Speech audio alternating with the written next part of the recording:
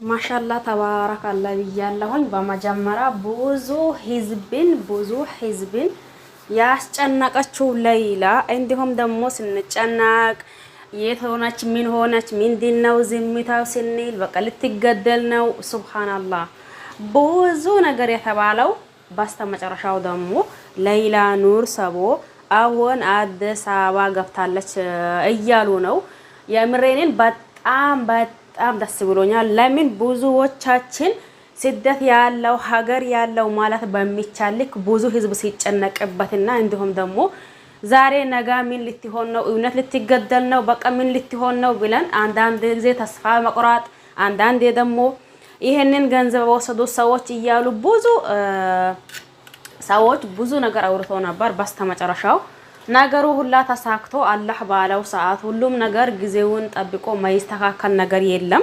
ሁሉም ነገር ጊዜውን ጠብቆ ተስተካክሎ እንዲሁም ደግሞ እሷንም ለዚህ ለምስኪን አባቷ ስቅስቅ ብሎ ለሚያለቅሰው ለዚህ ደግሞ ለምስኪን እናቷ ስቅስቅ ብላ ለምታለቅሰው በሰላም ከአይኗ እንዲሁም ደግሞ በቃ ያን አስለን በሰላም ሀገሯ መግባቷ በጣም ከሚላችሁ በላይ ደስ ብሎኛል። እንኳን ደስ አላችሁ ወድ የሀገሬ ልጆች ማለት ነው።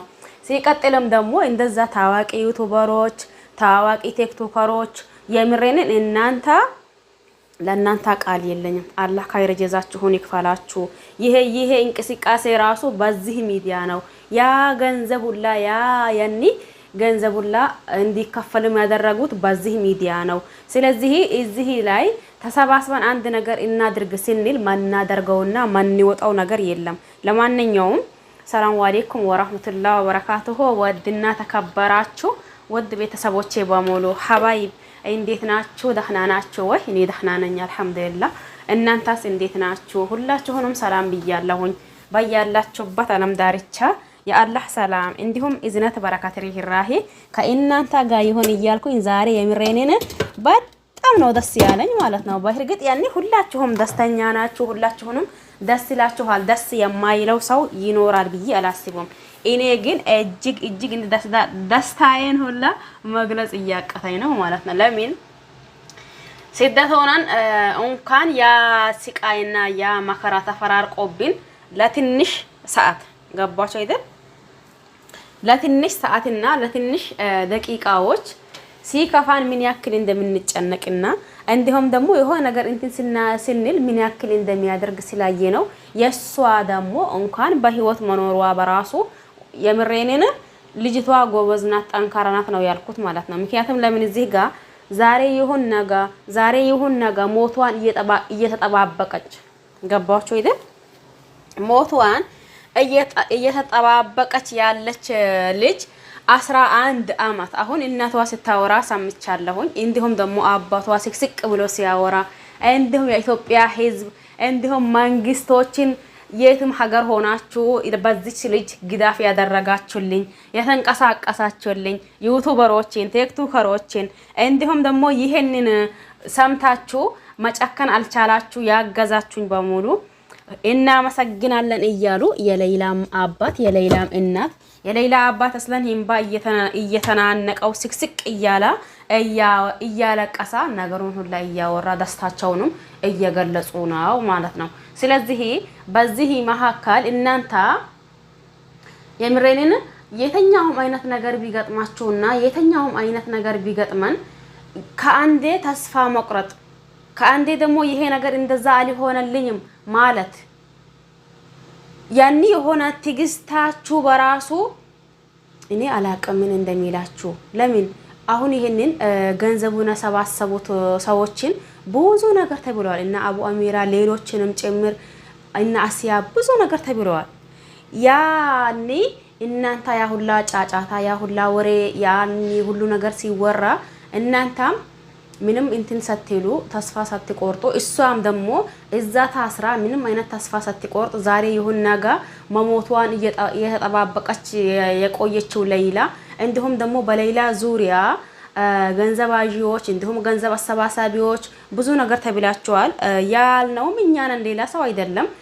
ስለዚህ እናንተም እንኳን ደስ አላችሁ። እውነት መቼም አትጠፋም፣ ዞሮ መውጣቷ አይቀርም ይባላል። አሁን የእናንተ እውነት ሌላ ሀገር ስትገባ የእናንተ ትግስትና የእናንተ እውነት አሁን ነው የሚታየው። የዛኔ ብዙ ነገር ተብለዋል፣ ብዙ ነገር ታወርተዋል። ግን አሁን ደግሞ የእናንተም ማንነት እንዲሁም ደግሞ የእናንተም ትግላችሁ ደግሞ ፍሬ አሁንም እናንተም ደስተኛ የምትሆኑት ሌላ ሀገር ስትገባ አፋችሁን ሞልታችሁ እንድታወሩ ያግዛችኋል ብዬ ነው ማስበው። ዞሮ ሁላችሁም አላህ ኸይር ጀዛችሁን ይክፈላችሁ። በዚች በሌላ ያልተንቀሳቀሳ ወይም ደግሞ የሆነ ነገር እንትን የላላ ሰው አለ ብዬ አላስብም። በትንሹም ይሁን በትልቅም ማለት ነው። ስለዚህ ሙሉ ህዝብ ማለት ይችላለሁኝ። ሙሉ ህዝብ እንኳን ደስ አላችሁ። ይሄ ደግሞ ይህንን ደስታ ለሌላም ቤተሰቦች እንኳን ለዚህ ደስታ አበቃችሁ። ጭንቀት ተጨንቃችሁ በስተ መጨረሻው ደግሞ ደስታ ማያት ማለት ይሄ ልጃችን መች ነው ተገደለች የምንሰማው፣ መች ነው ደግሞ ሞተች የሚባል ነገር ልንሰማው እያሉ አባትም እናትም ሲጨነቁ ስለቆዩ እንዲሁም ደግሞ ቤተሰብ ዘመድ የመሰላ የሌላ ሞት መቼ ነው ሞቷን እየተጠባበቁ የነበሩ ቤተሰቦች ደግሞ አሁን ሌላ በህይወት ተርፋ ሀገር ገባች ሲባል እንዲሁም ደግሞ አጠገባቸው ስትደርስና ያለው ደስታ ይሄ ተብሎ የማያልቅ ነው። የምሬንን ይሄ ተብሎ የማያልቅ ነው። ስለዚህ እንኳን ለዚህ ቀን ደስታ አበቃችሁ ቤተሰቦቿን በሙሉ ሌሎቹም ደግሞ ህዝብ በሙሉ ማለት ይቻላል ህዝብ በሙሉ እንኳን ደስ አላችሁ፣ እንኳን ለዚች ቀን አበቃችሁ። ሁላችሁንም አላህ ኸይር ጀዛችሁን እጥፍ ድርብ አድርጎ ኸይር ጀዛችሁን ይክፈላችሁ። ኸይር ጀዛ የሚከፍል አንድ አላህ ብቻ ነው። እንዲሁም እናት እንዲሁም ደግሞ አባት እንዲሁም እህት እንዲሁም ወንድሞች የቅርብ ቤተሰቦቿ መሰላ እናንተም እንኳን ያኒ ጭንቀት አሳልፋችሁ ብዙ ተጨንቃችኋል። ያኒ እንቅልፍ መተኛት ካቆማችሁ ቆይተዋል። እሷ ብላ ይሄ ችግር ከገጠማት በኋላ ትክክለኛ እንቅልፍ ተኝታችኋል ብዬ አላስብም።